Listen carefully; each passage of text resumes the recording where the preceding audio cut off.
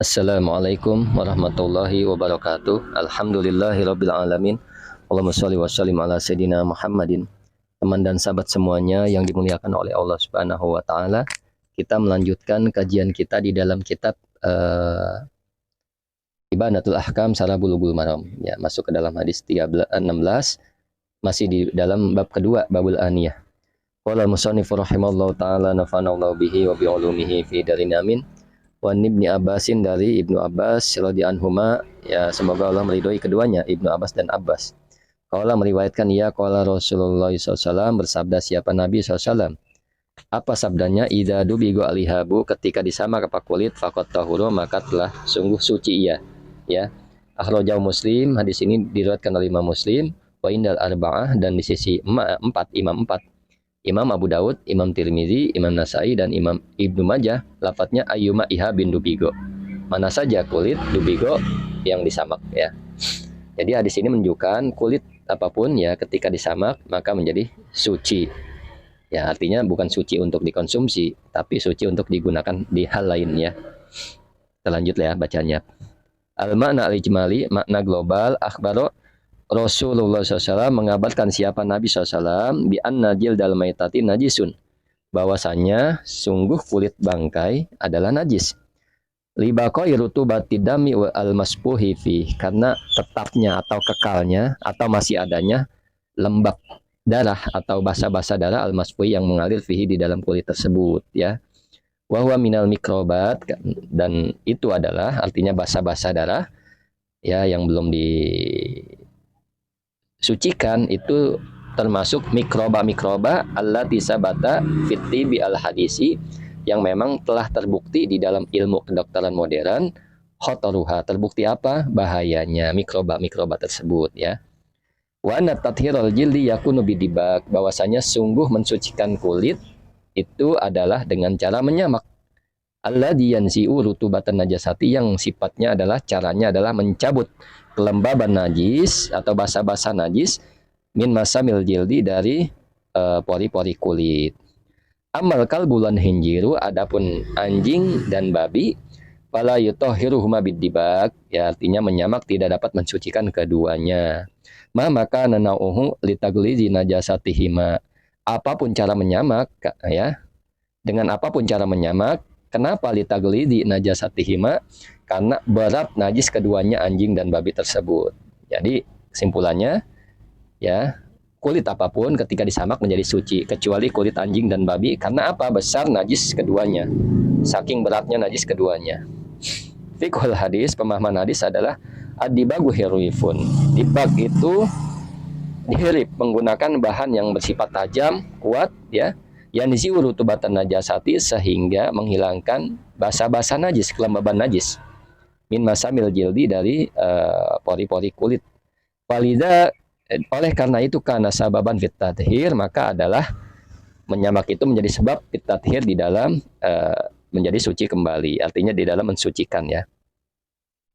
Yang kedua, ya, adibagu yutahiru kulla jildi maitatin zahirahu wa batinahu. Menyamak itu dapat mensucikan semua kulit, ya, bangkai, luarnya maupun dalamnya. Illal kalba wan hinjiro, kecuali kulit anjing dan babi. Wal mutawallada minhuma, dan yang dilahirkan dari, wal mutawallada min ahadihima, dan yang dilahirkan dari salah satu keduanya. Litaglidi najasatihima, karena beratnya, saking beratnya najis keduanya, ya. Jadi menyamak itu dapat mensucikan semua kulit, baik luarnya maupun dalamnya, kecuali kulit anjing dan babi atau hewan yang dilahirkan dari keduanya, karena berat, saking beratnya najis keduanya. Wahajahwa madhabu syafi'iyati, ya, pendapat di atas adalah madhab Imam Syafi'i, artinya madhab Syafi'iyah itu, ya, yang di atas tadi, semua kulit dan kulit bangkai dapat disamak kecuali anjing dan babi. Wa madhabul Hanafiyah, dan madhab Hanafiyah, yutahhiru dibagu jami'a julu dilmaitati ilal hinjiro, ya. Menyamak itu dapat mensucikan semua kulit bangkai kecuali kulit babi. Nah, ini Imam Abu Hanifah, mazhab Hanafi. Wa majhabul Malikiyah, nah mazhab Maliki adalah al masyhur anhum, yang masyhur dari mereka, yutahhiru ad-dibagu al-jami'a zahirahu la batinahu. Menyamak itu dapat mensucikan semua kulit, tapi luarnya saja, bukan dalamnya. Wa yusta'malu fil yabisat, dan setelah itu dapat digunakan di dalam sesuatu yang kering. Misalkan naruh duit ya, dijadikan dompet misalkan, atau apa ya. Dunal ma'iat, tidak dengan sesuatu yang basah, zat basah. Misalkan tempat wadah susu, tempat wadah teh manis, tempat wadah madu, ya nggak boleh seperti itu. Illal ma'a liquwati daf'i, kecuali air, karena kuatnya menolak an-nabsihi dari dirinya, wa yusalli alaihi, dan boleh sholat di atasnya, artinya atas kulit tersebut, la fihi, dan ya, artinya la fihi ini tidak boleh sholat memakainya ya. Jadi kalau kulit sudah disamak, boleh tuh kita jadiin alas sajadah ya, tapi tidak boleh kita ngegunain kulit tersebut buat kita pakai sholat ya, dipakai kayak pakaian, nggak boleh seperti itu. Kecuali air, karena air kuatnya menolak ya. Air selama tidak berubah ya, kalau mazhab Imam Malik ya, bahwasanya itu dapat suci mensucikan ya.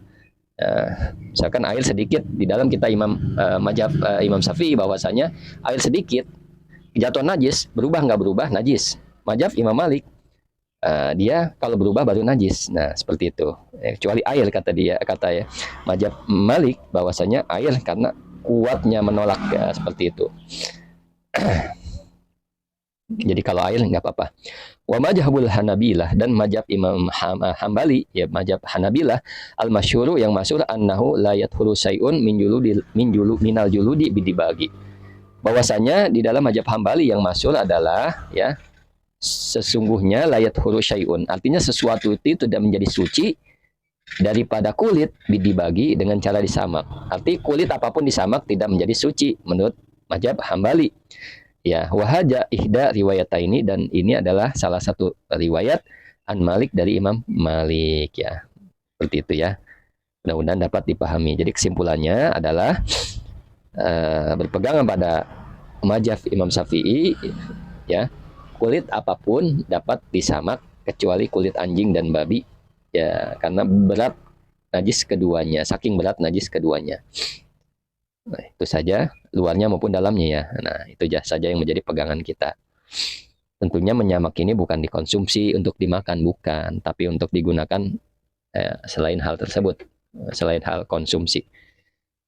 Mau dijadiin apa terserah, seperti itu. Syukran ala ihtimamikum. Assalamualaikum warahmatullahi wabarakatuh.